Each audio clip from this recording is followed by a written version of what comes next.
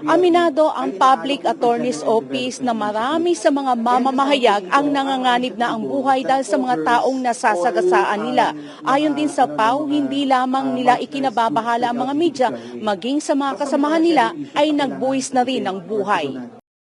Ikinababahala ng Public Attorney's Office na marami na sa mga mamamahayag ang pinaslang dahil sa mga iligal na pamamaraan ng mga taong nasasagasaan. Ayon kay Attorney Acosta, bagamat hindi naman dapat pero ilan na rin sa mga mamamahayag ang nagbuwis ng buhay dahil sa mga nasasagasaan ng mga media ay maimpluwensya, makapangyarihan, may kayamanan at ang kanilang ginagawa ay kitli ng buhay ng mga mamamahayag. Kaya sasamantalahin ko po ang pagkakataong ito sa mga nasasagasaan. Huwag naman po ganon.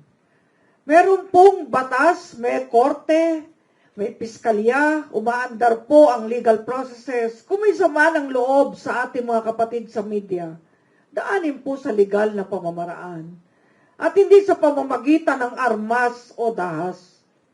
Aminado din si Acosta, sila mismo na mga abogado ay nanganganib na rin ang buhay. Ilan sa mga kasama nila ay nagbuwis na rin ang buhay.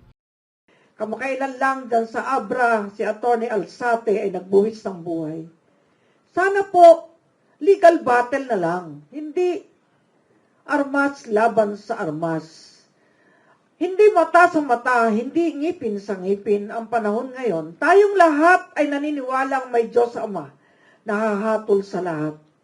Ang pahayag ni Attorney Acosta ay kasabay sa isinagawang 2023 NCR-wide Media Summit na may temang Promoting a Free Responsible Press Towards a Safer Media Community na pinangunahan ng Presidential Task Force on Media Security, katuwang ang Public Attorney's Office. Kailangan din anya na pag-aralan ng media ang batas upang maiwasan ang galit at bangis ng mga nasasagasaan.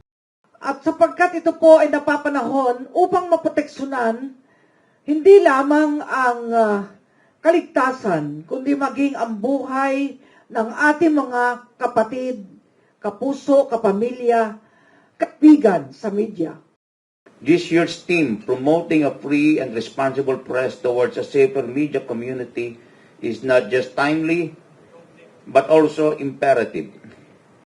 Para sa Diyos at sa Pilipinas kong mahal, ito si Charlotte nag-uulat, SMNA News.